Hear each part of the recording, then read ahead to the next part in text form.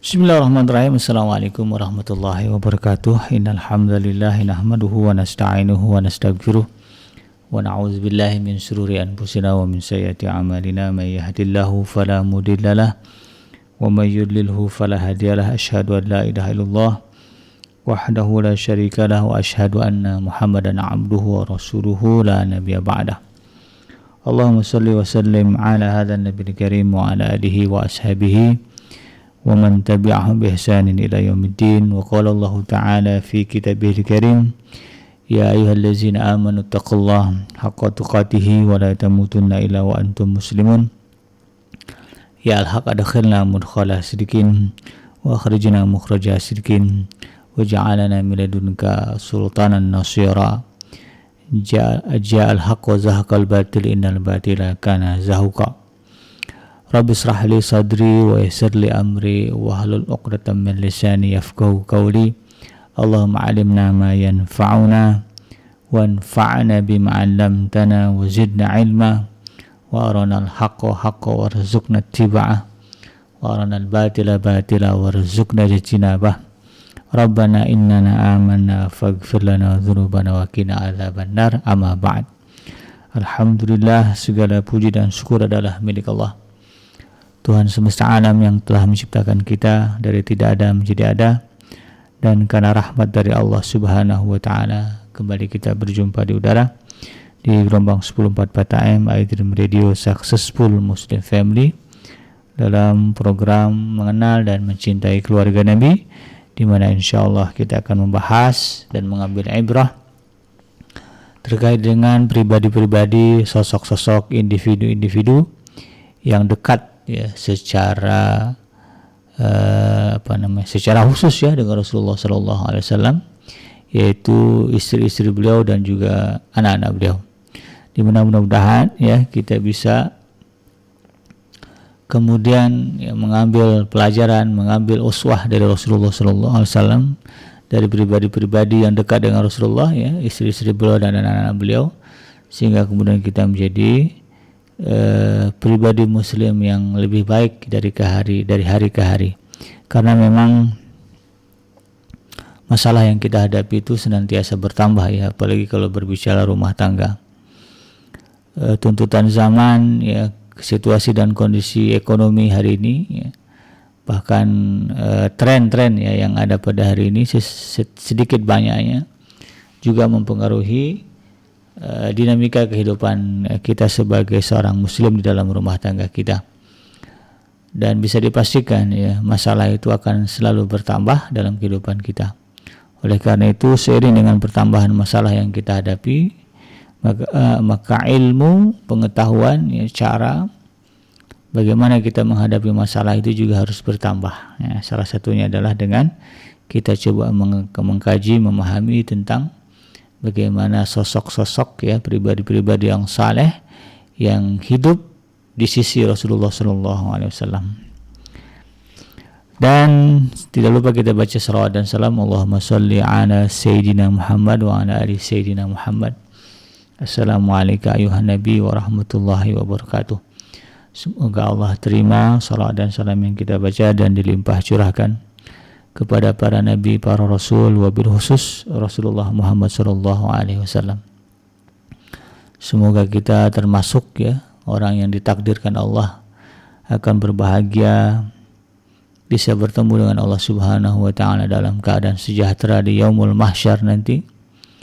Lalu kemudian kita dijauhkan oleh Allah dari api neraka, kemudian dimasukkan ke dalam surganya, dan kemudian dipertemukan ya dengan sosok yang kita cintai di alam dunia ini, yaitu Rasulullah Muhammad sallallahu alaihi wasallam di tepi sebuah telaga yang sangat indah, di bawah sebuah pohon yang sangat rindang, insyaallah. Amin ya rabbal alamin. Sahabat iDream yang dirahmati Allah dimanapun Anda berada, melanjutkan pembahasan kita tentang mengenal dan mencintai keluarga Nabi. Kita sudah masuk ke pembahasan yang ke-10 ya. Sebelumnya kita sudah lihat, sudah kita simak, kita bahas ya, dari buku yang ditulis oleh guru kita bersama, yaitu Al-Ustadz Abdullah Haidar LC, dengan judul bukunya Istri dan Putri Nabi Mengenal dan Mencintai Keluarga Nabi ya. Nah, sahabat hadirin yang dirahmati Allah, di episode sebelumnya kita sudah bahas sosok istri Rasulullah yang ke-9, yaitu putra seorang pemuka kaum Quraisy ya, yang pada awalnya adalah menjadi musuh Rasulullah, lalu kemudian di akhir perjuangan Rasulullah, yaitu pada peristiwa Fathu Mekah, beliau kemudian bersyahadat ya, yaitu Abu Sufyan ya, Abu Sufyan bin Harb, dan putrinya ya, yaitu Sayyidah Ummu Habibah, sedari awal memang sudah berbeda jalan dengan ayahandanya yaitu Abu Sufyan. Kalau ayahnya memusuhi Rasulullah, kalau Sayyidah Ummu Habibah justru beriman kepada Rasulullah SAW sejak awal. Nah, itu sudah kita tuntas, sudah kita bahas. Nanti bisa dilihat di rekaman-rekaman video-video yang ada di channel iDream TV. Nah, hari ini kita akan coba membahas tentang sosok wanita yang ke-10 ya, dalam urutannya, yang dinikahi oleh Rasulullah SAW, yaitu seorang wanita yang merupakan keturunan dari bangsa Yahudi ya, yaitu Sayyidah Safiyah binti Huyai ya. Di dalam sejarah ya, Sayyidah Safiyah binti Huyai ini nama aslinya mirip dengan istri Rasulullah yang ke-9 ya, Sayyidah Ummu Habibah ya. Jadi nama asalnya adalah Habibah. Nama asli Sayyidah Safiyah binti Huyai adalah Habibah, artinya kekasih, yang terkasih.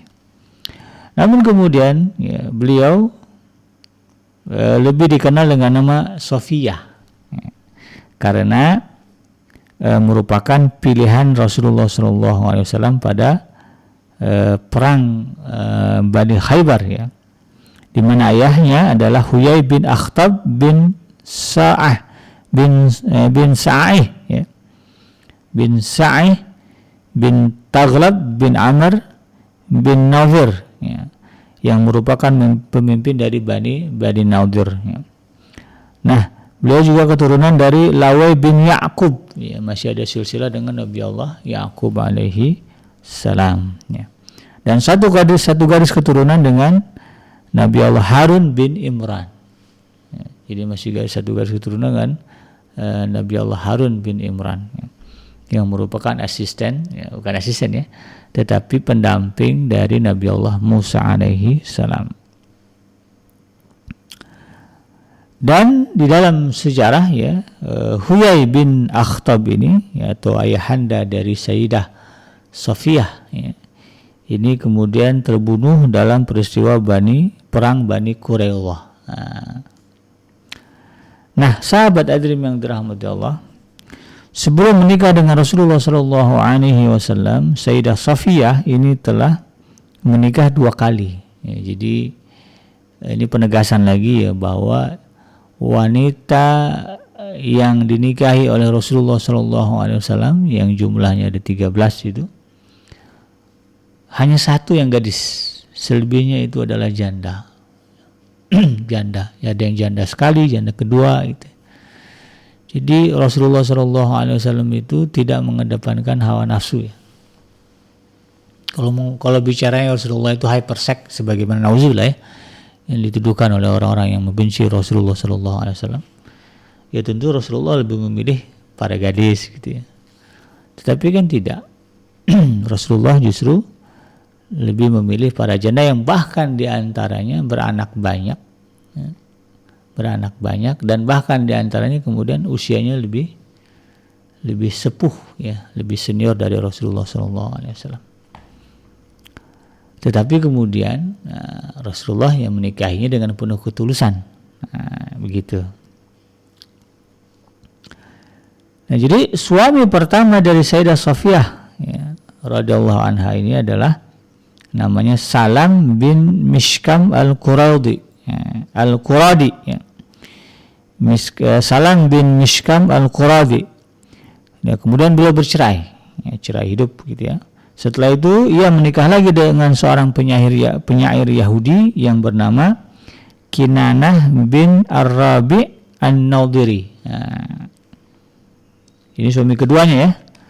Nah, sang suami yaitu Kinanah bin Ar-Rabi' An-Nadhiri ini ternyata di dalam sejarah terbunuh pada peristiwa perang Bani Khaybar di tahun ke-7 Hijriah. Nah, dari kedua pernikahan tersebut, ya Sayyidah Safiyah radhiyallahu anha ini tidak mendapatkan keturunan. Ini bagian dari takdir Allah ya. Sebab kalau misalnya beliau punya keturunan, ceritanya agak beda nanti nih. Ya. Cerita kehidupan kita ya kaum muslimin akan agak beda. Ya, tapi qadarullah Sayyidah Safiyah yang merupakan keturunan dari bangsa Yahudi ya, itu Bani Israel ini, beliau ya, di dalam pernikahan sebelumnya itu tidak memiliki keturunan. Nah, Sayyidah Safiyah radhiyallahu anha ini dikenal sebagai wanita yang mulia. Yang mulia tentu karena kebaikan akhlaknya ya kebaikan akhlaknya, kemudian cerdas ya. Dan juga berasal dari keluarga terpandang atau bangsawan. Ya samalah ya, setiap bangsa itu punya strata sosial tersendiri ya. Orang Arab juga ada kan, orang-orang Quraisy ya, yang merupakan suku terpandang gitu ya. Dan kemudian di kelompok Bani Israel Yahudi juga ada gitu ya. Nah, Sayyidah Safiyah ini termasuk ke dalam kelompok ya, atau berasal dari keluarga terpandang atau keluarga bangsawan. Nah, apa yang melatar belakangi pernikahan Sayyidah Safiyah radhiyallahu anha dengan sosok Rasulullah SAW? Nah, ini kita akan coba lihat ya.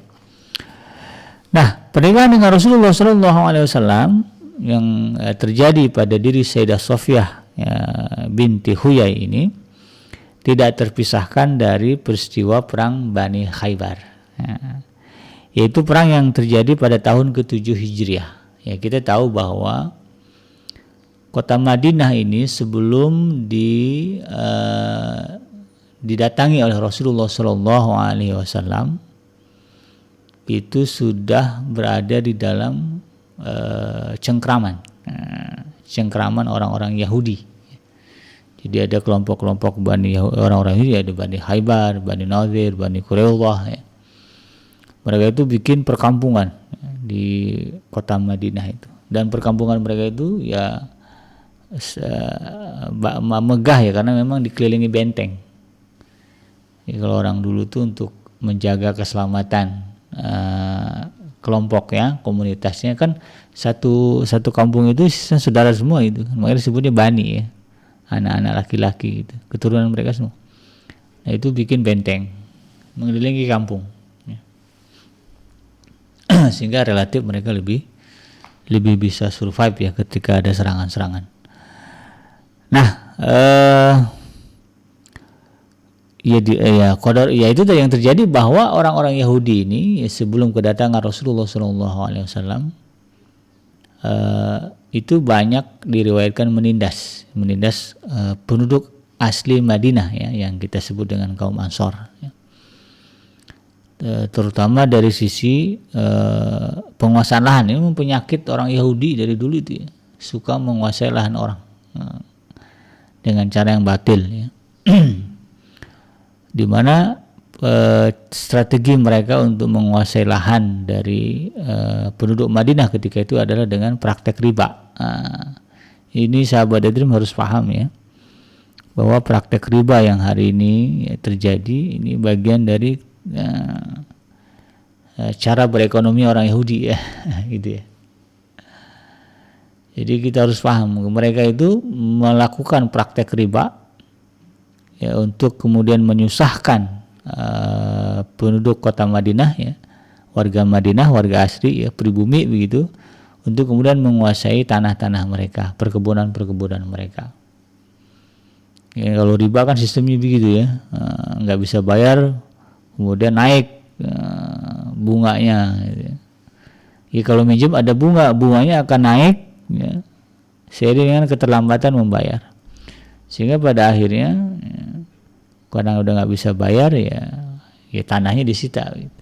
Ya, jadilah punya mereka. Dan itulah yang kemudian yang menimbulkan perang juga lah, perang dingin juga lah, atau rasa tidak suka dari orang-orang Madinah, penduduk kaum Ansor kepada orang-orang Yahudi begitu. Maka ketika Rasulullah Shallallahu Alaihi Wasallam datang ke Madinah, penduduk Madinah, orang-orang Ansor itu berbahagia sekali. Kemunculan seorang Rasul yang jelas-jelas pasti akan membawa misi untuk membebaskan mereka dari cengkraman orang-orang zalim, itu orang-orang Yahudi. Nah, terkait dengan perang Khaybar ini, disebutkan di dalam sejarah bahwa perang Bani Khaybar ini adalah perang pamungkas antara kaum muslimin dengan kaum Yahudi yang menyebabkan Yahudi angkat kaki dari Jazirah Arab. Nah, jadi sejak terjadinya perang Khaybar, orang-orang Yahudi itu yang tadinya punya kampung, bermukim di wilayah Madinah, kemudian mereka harus pergi angkat kaki, hengkang gitu ya. Nah, kaum Yahudi mengalami kekalahan telak meski awalnya mereka berlindung di balik benteng-benteng yang kokoh dan berlapis.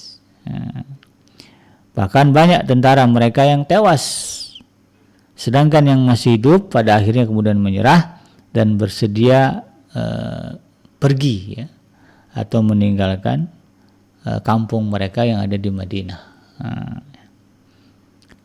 Nah, pada peperangan Bani Khaybar tersebut kaum muslimin mendapatkan ghanimah, atau harta rampasan perang yang sangat berlimpah.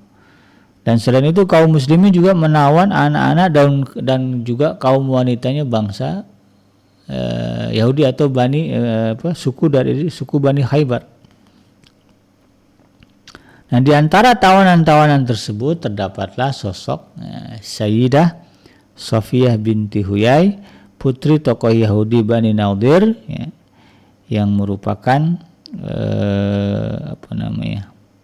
orang Yahudi jelas, yaitu Huyai bin Akhtab. Nah, Rasulullah Shallallahu Alaihi Wasallam kemudian membagi-bagikan harta rampasan tersebut kepada kaum muslimin. Sedangkan tawanan-tawanannya ada ada anak-anak, kemudian ada juga budak-budak begitu ada budak-budak orang-orang Yahudi, ada tawanan, ada anak-anaknya, ada wanita-wanitanya begitu itu kan tawanannya. Nah, itu kemudian Rasulullah Shallallahu Alaihi Wasallam menjadikan tawanan-tawanan tersebut menjadi sahaya, menjadi pelayan atau budak yang kemudian diserahkan kepada kaum muslimin. Jadi karena mereka memerangi Allah dan Rasulnya dengan nyata, maka kemudian mereka kehilangan kemerdekaan. Tawanan perang itu begitu. Ketika satu menjadi tawanan perang, perang yang mereka cetuskan melawan Allah dan Rasulnya, sejak itulah kemudian mereka kehilangan kemerdekaan. Jangan sembarangan itu memerangi kaum muslimin itu bisa menghilangkan kemerdekaan seseorang. Hakikatnya orang yang memerangi kaum muslim itu budak pada akhirnya. Maka kemudian dijadikan budak. Nah, pada awalnya Sayyidah Safiyah binti Huyai ini dimiliki oleh seorang sahabat yang bernama Dihyah Al-Kalbi. Namun para sahabat lainnya memberitahu Rasulullah Shallallahu Alaihi Wasallam bahwa Sayyidah Safiyah ini tidak sepantasnya berada di bawah kekuasaan Dihyah. Kenapa? Karena menurut para sahabat ini Safiyah ini adalah anak seorang kepala suku. Anak bangsawan begitu yang terhormat gitu yaitu Huyai bin Akhtab. Nah, karena itu kemudian ini bagian dari bagaimana pekanya Rasulullah SAW di dalam memuliakan seseorang. Memuliakan seseorang. Rasulullah itu peka sekali. Maka kemudian Dihyah ini dipanggil, Sayyidina Dihyah ini dipanggil menghadap Rasulullah. Dan kemudian untuk diperintahkan untuk mengganti dengan tawanan lain. Awalnya kan sudah pulang tuh ya, membawa Sayyidah Safiyah ini sebagai sahayanya, sebagai jariyahnya begitu ya. Tetapi kemudian ketika ada sahabat yang memberitahu Rasulullah, maka kemudian dipanggil lagi, ya. Akhirnya didatang lagi ya, bersama dengan Sayyidah Safiyah. Lalu kemudian Rasulullah perintahkan, kamu ganti deh, ya, ganti Sayyidah Safiyah ini dengan yang lain. Gitu ya. Maka kemudian Dihyah ya menyerahkan Sayyidah Safiyah kepada Rasulullah, dan kemudian dia mengganti dengan tawanan yang lain. Nah, kemudian ya, Sayyidah Safiyah radhiyallahu anha ini ketika itu ya, setelah diserahkan oleh Dihyah kepada Rasulullah, maka kemudian karena itu tadi ya, Rasulullah tahu bahwa Safiyah ini adalah anak dari anak kepala suku orang mulia ini gitu ya. Maka itu tadi bagian dari kepekaan Rasulullah SAW ya. Bagaimana beliau menghormati dan memuliakan orang lain begitu. Sekalipun itu adalah orang yang pernah memusuhinya, tapi kalau sudah pada statusnya tawanan gitu ya, sudah angkat tangan, sudah menyerah, Rasulullah tidak kemudian menyimpan pola dendam tidak ya. Bahkan Rasulullah SAW memuliakan mereka. Ya, maka kemudian Sayyidah Safiyah ini yang tadinya statusnya adalah sahaya karena telah menjadi tawanan perang ya, dimerdekakan oleh Rasulullah SAW, dijadikan sebagai orang merdeka. Kamu merdeka gitu ya. Nah kemudian selain itu Rasulullah kemudian menikahinya ya, dengan mahar ya, kemerdekaan dirinya itu tadi. Karena kalau diuangkan untuk memerdekakan diri itu ya bisa mahal gitu. Karena seorang budak kalau dia ingin merdeka atas kesepakatan tuannya, misalnya ada perjanjian, kamu saya merdekain kalau kamu bisa nebus uang sekian, serahin ke saya uang ya 500 dirham misalnya gitu ya, kamu bisa merdeka. Nah ya artinya untuk bisa merdeka itu ya bisa mengeluarkan uang banyak juga. Maka kemudian karena itu kemerdekaan Sayyidah Safiyah yang diberikan oleh Rasulullah SAW dijadikan maharnya, jadikan mahar pernikahan Rasulullah SAW dengan dirinya. Karena itu kemudian Sayyidah Safiyah ini berkata ya, Rasulullah SAW telah memerdekakan aku dan beliau menjadikan hal tersebut sebagai maharku. Artinya sebagai mahar untuk pernikahannya ya. Itu diakui sendiri oleh Sayyidah Safiyah radhiyallahu anha. Nah itulah kemudian mengapa Rasulullah SAW memilih nama Safiyah, karena secara bahasa Safiyah itu artinya pilihan ya. Setelah sebelumnya bernama Habibah ya. Karena beliau memilihnya untuk kemudian dimerdekakan, dijadikan sebagai istri beliau. Nah Rasulullah SAW kemudian mengundang para sahabat beliau untuk berkumpul dan menyantap makanan sebagai walimah atas pernikahan tersebut. Nah ini juga sekali lagi ya sebagai bentuk ilmu bagi kita bahwa yang namanya pernikahan harus diisytiharkan ya, harus diumumkan ya, jangan diam-diam aja gitu ya, tetapi harus diketahui oleh orang-orang dekat kita ya, sahabat kita, tetangga kita, kerabat kita harus tahu kalau kita nikah ataupun nikah lagi gitu ya. Orang kalau nikah pertama iya diramein, begitu nikah lagi diam-diam, ini nggak sesuai dengan sunnah ya. Kalau ikut sunnah Rasulullah SAW dan ingin ya, disebut sebagai pencinta Nabi, pencinta Rasul, kalau nikah dalam tanda kutip lagi ya, harus diketahui, harus ada walimah juga ya, diketahui oleh sahabat-sahabat, orang-orang dekat, kerabat ya. Diumumin ya, nggak boleh diam-diam gitu. Itu yang dilakukan Rasulullah SAW. Beliau undang sahabat-sahabatnya untuk kemudian berkumpul, makan ya, atau sebagai yang kita kenal sebagai walimah ya. Walimatul urus ya. Nah di dalam riwayat disebutkan bahwa pernikahan yang terjadi antara Sayyidah Safiyah ya radhiyallahu anha dengan Rasulullah SAW terjadi di bulan Syawal ya, tahun ke-7 Hijriah. Ada pula yang mengatakan bahwa pada bulan pernikahannya terjadi pada bulan Ramadan. Di bulan Syawal ini juga pernah Rasulullah menikahi Sayyidah Aisyah ya, itu juga di bulan Syawal. Kenapa ya? Karena ketika itu masyarakat Arab ya punya tradisi kepercayaan dari nenek moyang mereka, bulan Syawal itu bulan sial kalau dipakai nikah. Nah, gitu. Dan itu yang dihapus oleh Rasulullah SAW dengan mencontohkan ya beliau menikahi istri-istri beliau, salah satunya adalah Sayyidah Sofiyah juga di bulan Syawal ya. Makanya kita juga di tanah air ya biasa ya, kalau bulan Syawal itu sudah mulai ya janur kuning melambai di mana-mana.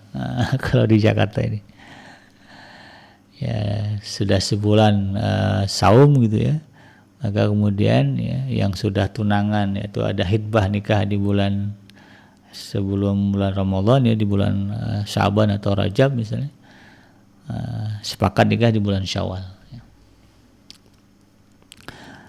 Nah, jadi ada yang mengatakan nikahnya di bulan Syawal, ada juga yang mengatakan di dalam riwayatnya beliau menikahi Sayyidah Sofiyah di bulan Ramadan ya. Nah, kemudian berapa usia Sayyidah Sofiyah ketika itu ya, ketika menjadi istri Rasulullah SAW? Pendapat yang kuat mengatakan bahwa usia Sayyidah Sofiyah ketika itu adalah 17 tahun. Nah, ini juga harus menjadi pemahaman kita ya. 17 tahun dengan postur tubuh masyarakat Arab dulu ya, dengan postur tubuh ya. Kalau gitu ini kita bicara ini ya, perbandingan lah. Kalau di kita umur 17 tahun itu dalam tanda kutip disebutnya kinyis-kinyis gitu ya, masih gadis ya. Perawan ting-ting gitu ya, usia-usia segitu tuh. Malah bisa jadi di sebagian negara usia 17 tahun itu masih di bawah umur gitu. Karena mengingat postur tubuh ya yang kecil. Nah, kalau kita lihat dengan postur tubuh orang dulu dan tingkat kematangan orang-orang dulu, umur 17 tahun itu udah kayak ibu-ibu zaman sekarang. Makanya Sayyidah Sofiyah itu di usia 17 tahun sudah nikah 2 kali. Sudah nikah. Coba kalau yang Anda yang seumuran dengan saya, ngobrolnya sama ibu ya, ibunya. Saya ngobrol sama ibu saya. Ya mereka ibu saya itu cerita ya orang-orang ya perempuan-perempuan di zaman beliau hidup itu umurnya nikahnya umur belasan ya. Kalau udah lewat 10 tahun itu udah hampir matang. Masuk 11, 12, 13, 14 itu udah terlihat dewasa matang. Sehingga ada yang nikah umur 15 tahun ya. 16 tahun nikah 15 tahun, 16 tahun jadi janda, ini 17 tahun nikah lagi. Ada yang begitu. Dan itu satu hal yang memang bukan sebuah persoalan ketika itu. Ya, ini kita lihat bagaimana pernikahan ya antara Rasulullah dengan istri beliau ya. Kalau usia 17 tahun itu sudah dianggap ya sudah seperti ibu-ibu lah gitu. Ya ibu-ibu zaman sekarang ya, dilihat dari kematangan tubuh, kematangan jiwa dan juga postur tubuhnya. Jadi jangan imajinasikan 17 tahunnya Sayyidah Sofiyah sama dengan 17 tahunnya orang kita di zaman sekarang. Nah, kalau kita lihat kan 17 tahun zaman sekarang masih pakai rok sekolah. Ya, dan kadang-kadang juga banyak yang 17 itu belum matang untuk dinikahi. Nah, tapi di zaman Rasulullah sudah sangat matang. Nah, setelah itu kemudian Rasulullah SAW dan pasukannya kembali ke Madinah.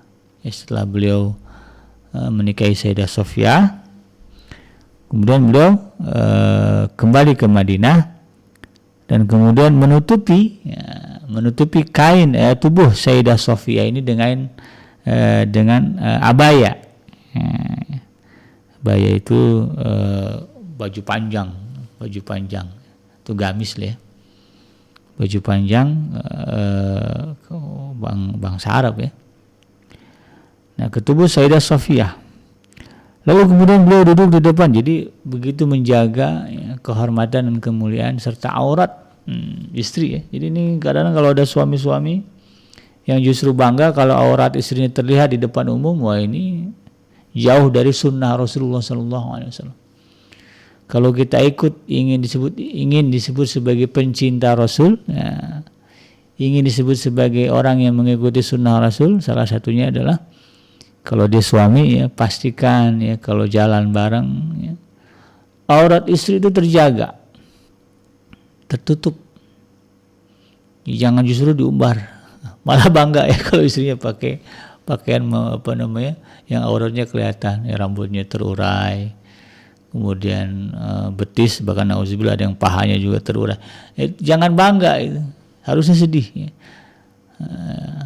Dan para istri harus bangga ketika ada suami yang merasa risih ketika katakanlah aurat Anda sebagai istri terlihat di depan umum. Bagus tuh kalau suaminya kemudian risih, aware.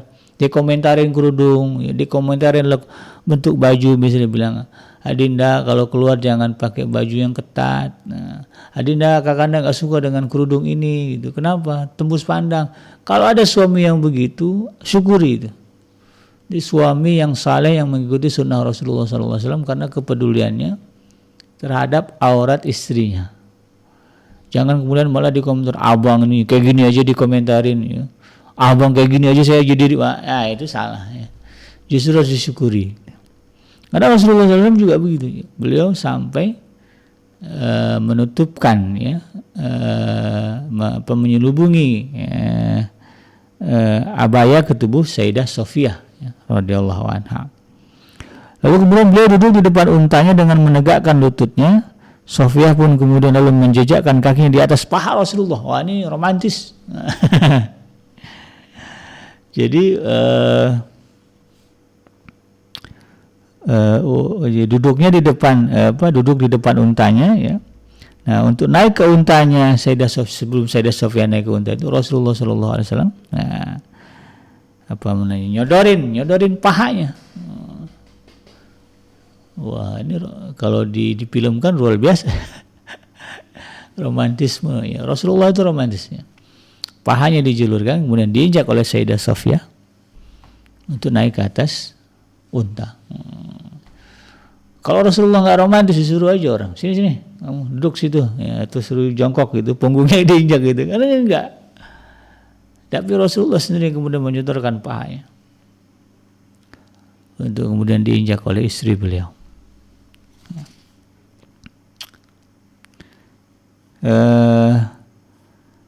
Nah, jadi dari sini kemudian kita bisa tahu ya bagaimana sosok ya Rasulullah SAW di dalam memperlakukan istri-istri beliau.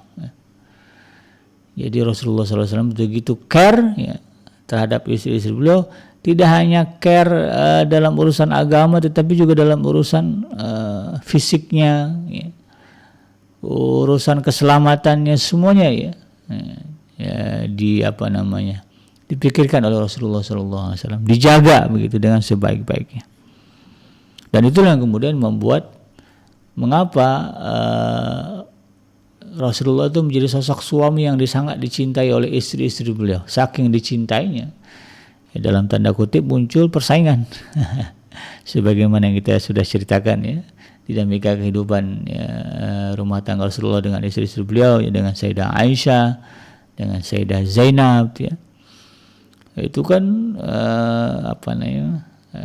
terlihat ya, walaupun tidak secara nyata, persaingan bagaimana istri-istri Rasulullah ini mendapatkan cinta, kasih sayang dan perhatian dari Rasulullah Sallallahu Alaihi Wasallam. Bahkan Sayyidah Saudah binti Zam'ah yang sudah merasa secara fisik tidak sanggup melayani Rasulullah Sallallahu Alaihi Wasallam ya, tapi sangat mencintai Rasulullah dan ingin tetap menjadi istri Rasulullah ya, karena khawatir diceraikan. Maka beliau mengikhlaskan ya, jatah malamnya dengan Rasulullah diserahkan kepada Sayyidah Aisyah ya radhiyallahu anha, dengan catatan dia tetap dijadikan sebagai istri Rasulullah dan dibangkitkan di Yaumul Mahsyar sebagai istri Rasulullah sallallahu alaihi wasallam. Sampai sedemikian. Ini luar biasa. Ini menjadi pelajaran juga bagi para suami. Kalau ingin dicintai istri ya seperti itulah ya, kurang lebih ya, bagaimana memperlakukan istri. Nah, sahabat Adrim yang dirahmati Allah dimanapun Anda berada, Nah, terkait dengan pernikahan antara Rasulullah Shallallahu Alaihi Wasallam dengan Sayyidah Safiyah radhiyallahu anha ini, ya, disebutkan bahwa Sayyidah Safiyah ini pernah diisyaratkan dengan mimpi. Ya, jadi pernah dapat alamat. Ya, kalau orang-orang kita tuh kan ada istilah alamat ya. Kalau ada apa-apa tuh alamat apa nih gitu ya. Nah, Sayyidah Safiyah itu pernah mendapatkan isyarat mimpi bahwa dia akan dinikahi oleh seorang yang sangat mulia. Nah, begitu ya. Ya. Jadi disebutkan bahwa Sayyidah Safiyah radhiyallahu anha pernah bermimpi ya, pada satu malam ada matahari atau bulan. Ya, ada yang menyebutkan matahari, ada yang menyebutkan di dalam riwayat itu adalah bulan. Yang kemudian masuk ke dalam dadanya Sayyidah Safiyah, dalam mimpinya itu. Ketika hal itu disampaikan kepada suaminya, suami terdahulu ya, lalu kemudian si suaminya ditampar sama suami, dan kemudian menuduhnya bahwa dirinya menginginkan Raja Yathrib. Ini suami ini pintar juga itu ya. Dia tampar Sayyidah Safiyah dan mengatakan, menuduhnya, kamu mau nikah, kamu senang ya sama Raja Yathrib. Raja Yathrib itu adalah panggilan dia untuk Rasulullah Shallallahu Alaihi Wasallam.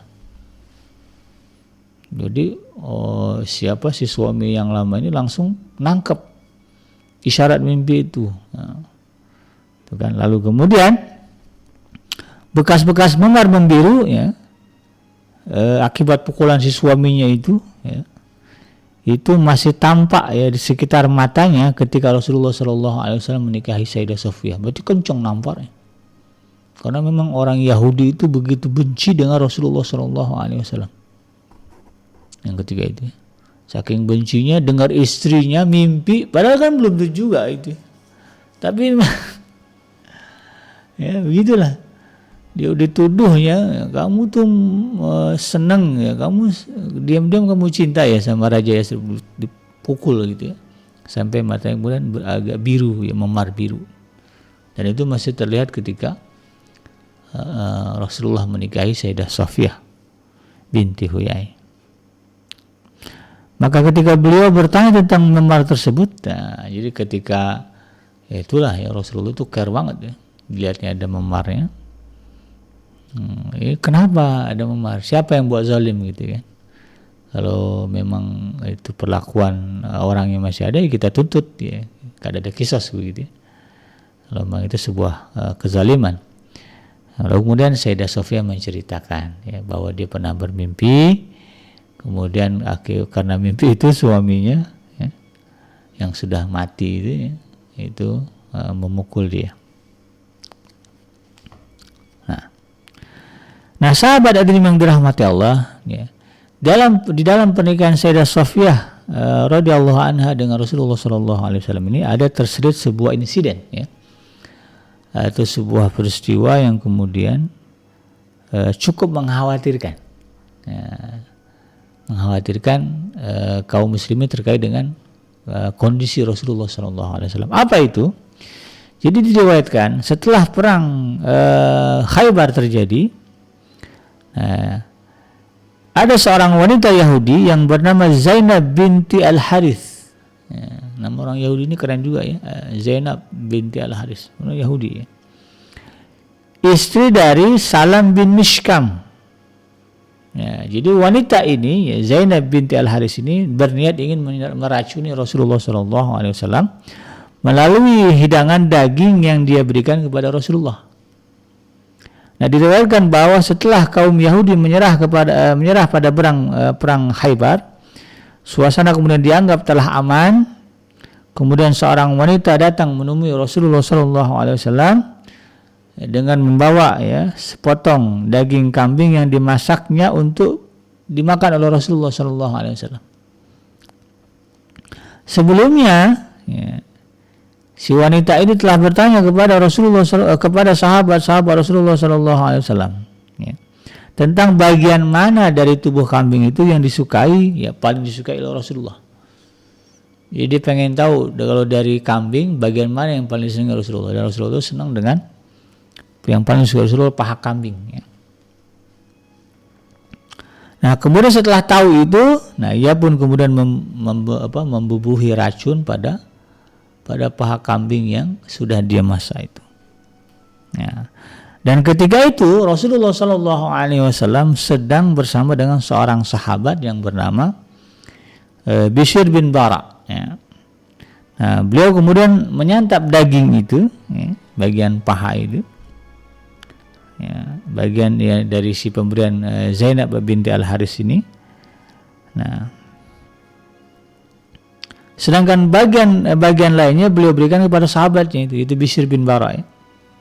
Jadi Rasulullah ini kan suka berbagi, ya. Jadi apalah dipotong begitu kan, bagian untuk beliau dan bagian untuk Bishr bin Bara. Nah, kemudian ketika beliau sudah suapkan ke dalam mulutnya daging itu, nah beliau tidak bisa menelan daging tersebut, ya. Bahkan kemudian memuntahkannya seraya berkata, ya, sambil ngomong Rasulullah, apa kata Rasulullah? Sesungguhnya tulang ini memberitahuku bahwa daging tersebut beracun. Nah, jadi tulang sampai bicara sama Rasulullah, jangan, wahai Rasulullah, itu ada racunnya. Lalu kemudian dipanggillah wanita yang menyuguhkan hidangan itu. Ketika ditanya apa yang menyebabkan dirinya melakukan tindakan tersebut, maka kemudian si wanita ini Zainab binti Al Haris ini mengatakan, engkau telah mengetahui apa yang kau lakukan terhadap kaumku. Ya, dia nyinggung lah, ya, balas dendam ceritanya. Maka aku berpikir, jika dia, maksudnya Rasulullah, ya, adalah seorang nabi, maka akan ada yang memberitahunya. Nah, dan jika dia cuma seorang raja, maka aku akan terbebas darinya. Ya, artinya matilah begitu, ya. Tapi kalau dia Rasul, dia nggak akan mati, tapi karena akan ada yang ngasih tahu dia begitu. Maka begitu Rasulullah mendengar cerita itu, nah ini kan base-nya on keyakinan, ya. Ada dasarnya ilmu juga, dia punya ilmu juga, ya. Kalau dia nabi pasti jaga sama Tuhannya, ada yang ngasih tahu gitu, walaupun orang nggak tahu. Ya. Maka kemudian Rasulullah SAW memaafkannya. Nah, sedangkan sudah mau diracun, ya, Rasulullah itu masih juga ikhlas memberikan maaf. Sedangkan Bishr bin Bara, ya, karena beliau juga makan, ya, daging yang disuguhkan oleh wanita itu, maka kemudian dia wafat, ya, meninggal, ya. Dan hal ini yang kemudian bisa boleh jadi mendorong seorang sahabat Rasulullah SAW yang bernama Abu Ayyub Khalid bin Zaid, ya, karena cintanya kepada Rasulullah SAW, berjaga-jaga semalaman sambil menghunuskan pedangnya dan mengitari kemah tempat Rasulullah SAW di Khaybar ketika itu, ya, tanpa sepengetahuan Rasulullah SAW. Jadi ketika dia tahu, Rasulullah itu sampai mau diracun sama perempuan orang Yahudi ini, maka kemudian tanpa sepengetahuan Rasulullah, karena saking cintanya, ya, Sayyidina Abu Ayyub Khalid bin Zaid ini, maka kemudian beliau sepanjang malam berjaga mengitari tenda Rasulullah SAW, dikelilingi di tenda dengan membawa pedang, menghunuskan pedang. Dan pada pagi harinya ketika Rasulullah SAW mengetahui hal tersebut, beliau bertanya kepada Abu Ayyub ini, ada apa wahai Abu Ayyub? Kemudian Abu Ayyub menjawab, wahai Rasulullah, aku mengkhawatirkan dirimu atas wanita itu. Maksudnya Sayyidah Sofia, ya. Karena ada wanita Yahudi lain yang bernama Zainab binti Al Haris yang begitu dendamnya, ya, atas peperangan Bani Khaybar itu sampai tega kemudian meracuni Rasulullah. Dan sementara Sayyidah Sofia yang sudah diperistri Rasulullah ini orang Yahudi juga.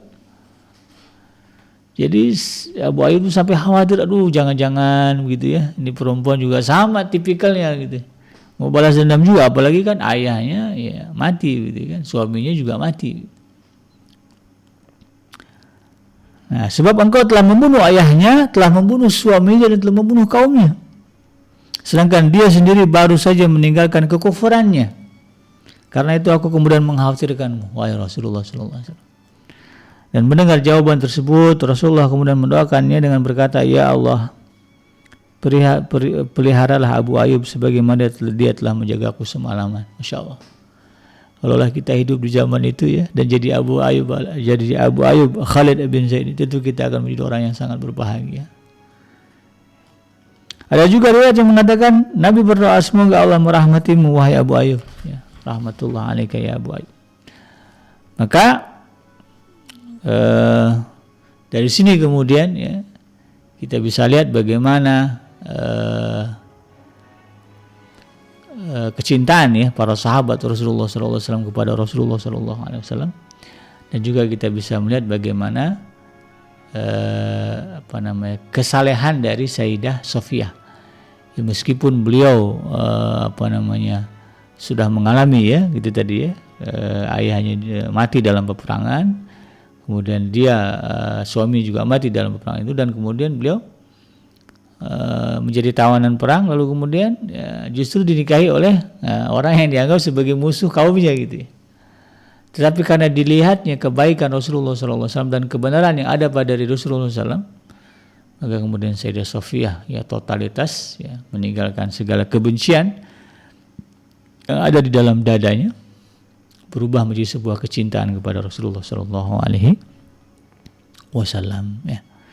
Karena betapa mulianya Rasulullah SAW, betapa agungnya akhlak Rasulullah SAW, sampai kepikiran nih, padahal Sayyidah Sofiyah ini udah diambil orang, tapi ketika ada yang ngasih tuh dia itu anak kepala suku wahai Rasulullah, ya, terpikir Rasulullah, oh dia ini nggak bisa direndah, nggak bisa dia orang mulia, ya udah dibebaskan oleh Rasulullah, dimerdekakan.